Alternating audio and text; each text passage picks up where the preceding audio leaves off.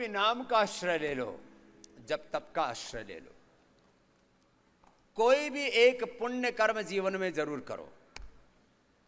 चींटियों को दाना डाल दो, चींटियों को मोटा आटा चुग्गा डाल दो, चींटियों को, पंछियों को पानी दाना गोग्रास दे दो, किसी गरीब की सेवा कर दो।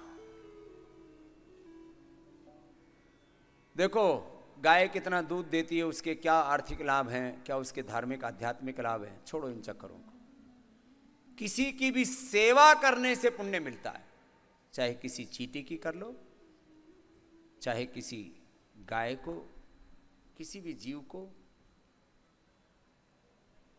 भोजन दे दो, किसी गरीब को आश्रय दे दो, किसी भूखे को जल अन्न दे दो।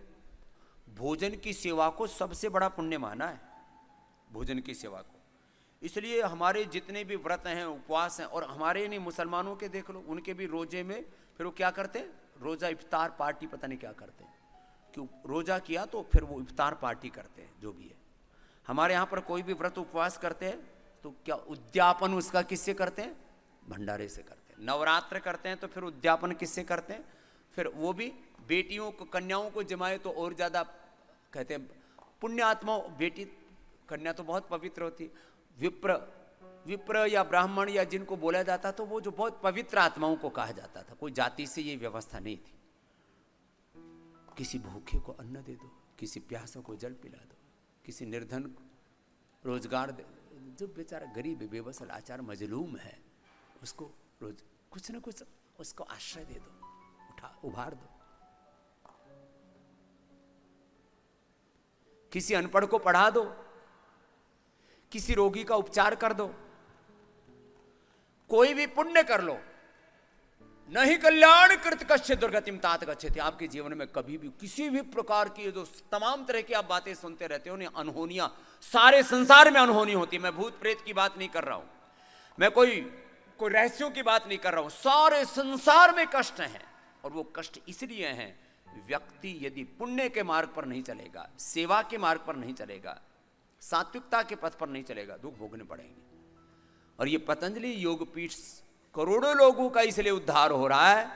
हमने अनपढ़ों को पढ़ाया है, हमने निर्धनों के घर में धन समृद्धि दी है, हमने रोगियों का उपचार किया है, हमने भूखों को अन्न दिया है, प्यासों को जल दिया है, हमने गोमाता की सेवा की है, हमने चींटियों को, हमने पंछियों को, हमने अनेक जीव जंतुओं को, हमने उनकी सेवा की है।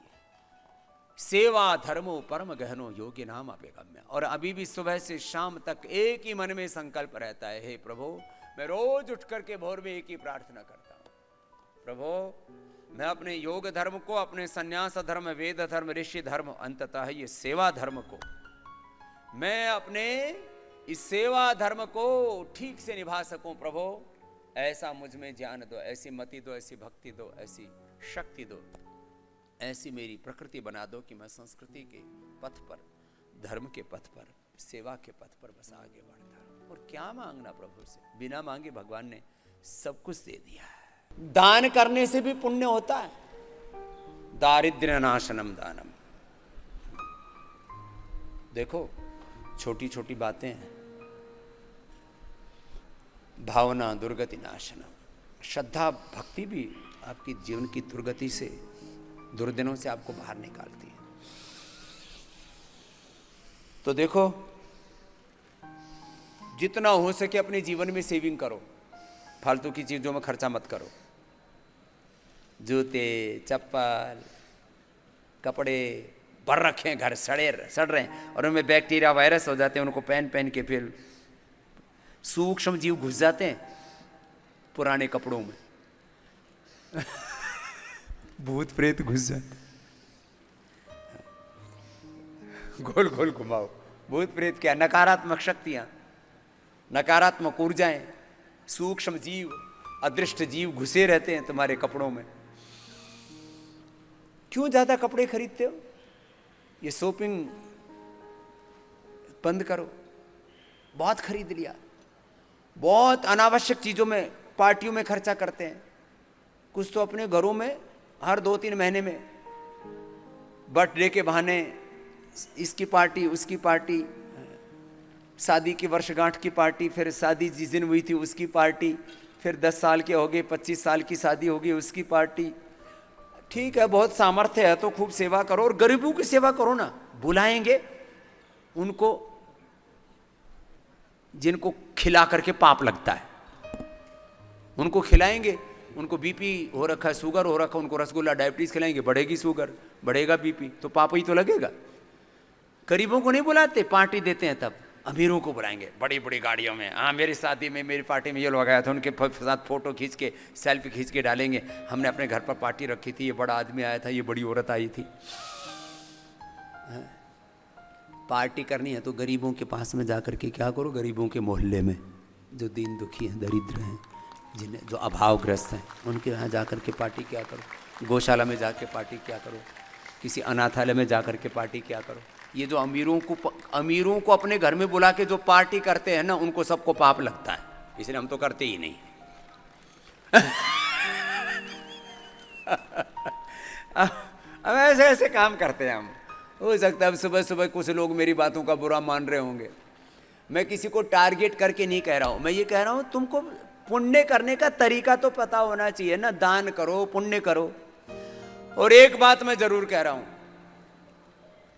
दान देने वाले को पुण्य लगता है और दान लेने वाला यदि दान का उपयोग ना करे तो उसको पाप लगता है। अब लोगों से मैं कहता हूं भाई दान करना, जीवन में आपको दुख से तरना है तो दान करो, पुण्य करो। तो मुझे दान मत करो, मुझे किसी की एक चवन्नी नहीं चाहिए। वैसे वो तो सरकार ने बंद भी कर दी है। मुझे किसके लिए जरूरत है भाई? ना मुझे खाने पीने का शौक, ना ओढ़ने का शौक, ना घड़ी का शौक, ना गाड़ी का, ना मोबाइल का, ना घूमने फिरने का, कोई शौक नहीं जिंदगी में। बस एक ही शौक है, सुबह से शाम तक सेवा करते रहे, और कोई शौक नहीं। और इसमें आप लोग दान भी देते हो। अब दान दोगे, इस काम से जुड़ोगे तो पुण्य भी मिलेगा, तुम्हारी आने वाली पीढ़ियां भी जुड़ती रहेंगी। तीर्थ में आने से भी संकट कट जाते हैं। ये तीर्थ होते हैं ना, ठीक है। अब वहां कैसे लोग रहते हैं उनको छूट जाओ। तीर्थ भी एक देवता होता है। हरिद्वार, काशी, मथुरा, जो भी, रामेश्वरम, द्वारिका, जगन्नाथपुरी, गंगोत्री, यमुनोत्री, बद्री, केदार, तीर्थों में जाते हैं, कोई सिद्ध पीठ में जाते हैं, वहां ये तीर्थ है। गौ माता की जहां सेवा होती है, गौशाला जीवंत तीर्थ है। ये जो गुरुकुल होते हैं विद्या के तीर्थ हैं। और साधु संत महात्मा चलते फिरते तीर्थ हैं। उनका कोई दर्शन भी कर ले तो भी उसके जीवन के रोग अनिष्ट कट जाते हैं। अब मैं अपने बारे में कहूँगा तो थोड़ा सा आत्मश्लाघा, आत्म प्रशंसा जैसा लगता है।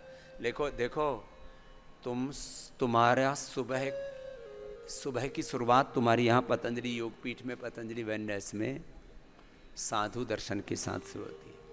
और दिन भर मैंने तुम्हारी सेवा में साधुओं को लगाया हुआ है। पूज्य स्वामी विदेह देव जी से लेकर के, पूज्य स्वामी समर्थ देव जी से लेकर के, मैंने बहुत से सन्यासी, योगग्राम निरामय में पूज्य स्वामी आर्य देव जी आदि से लेकर के, साधु तुम्हारे आंखों के सामने रहता है और तुम्हें कोई मार्गदर्शन देता है।